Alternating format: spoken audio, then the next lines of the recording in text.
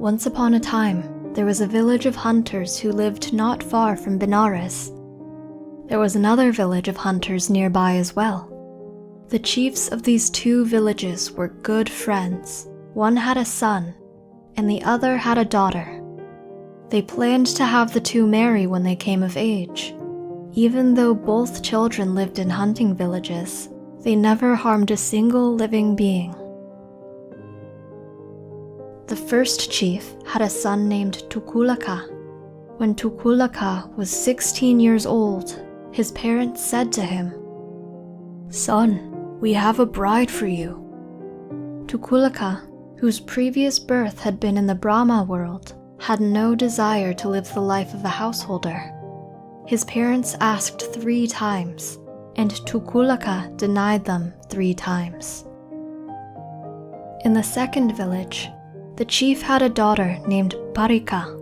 When she was 16, her parents said, "Parika, our friend's son is handsome, and we're going to arrange a marriage for you."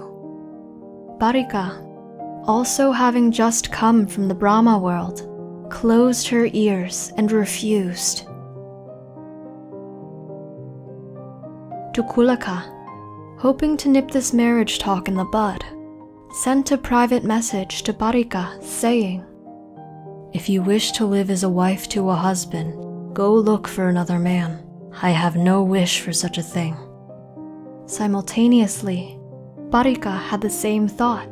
She sent a similar message to Tukulaka. When the two messengers crossed paths, they decided to open the letters. After reading them, they discarded the messages and replaced them with love letters.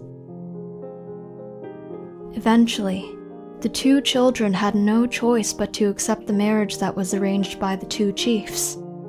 However, even after marriage, they maintained their celibacy. Even though they were from families of hunters, they never killed a living creature. They never even sold fish or meat that was brought to them.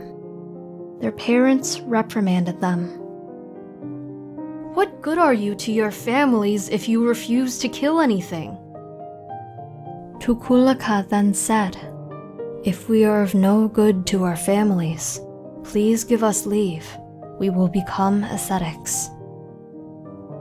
The chiefs, thoroughly exacerbated by their children, said, "Fine, you have your leave. Go do what you want with your lives."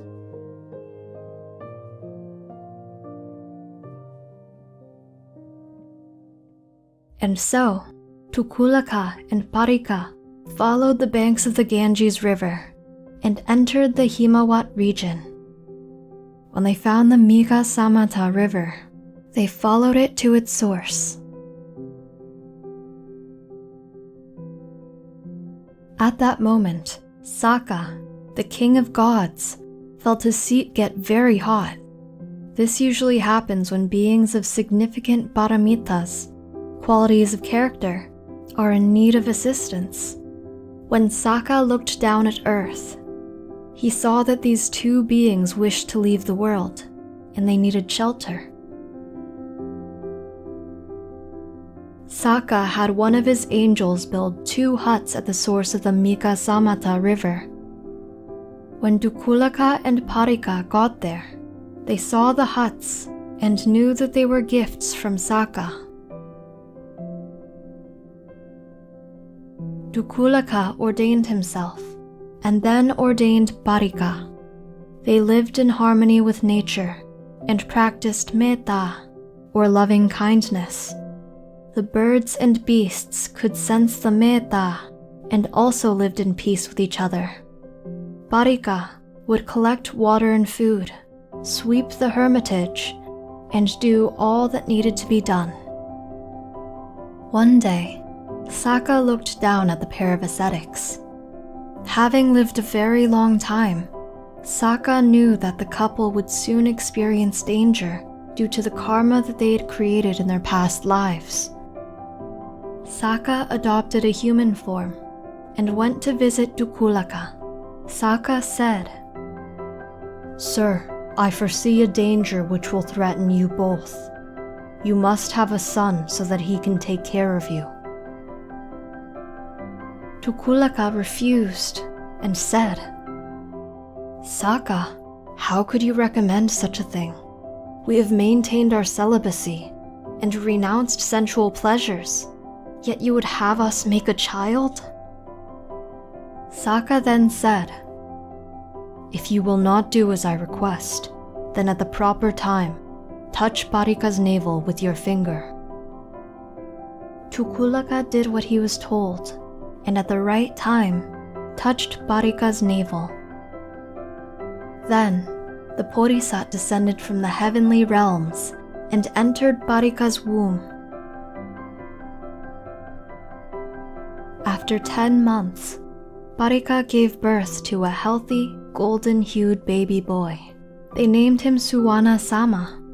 After his parents washed him, they laid him down in a bed of leaves and went to collect fruit.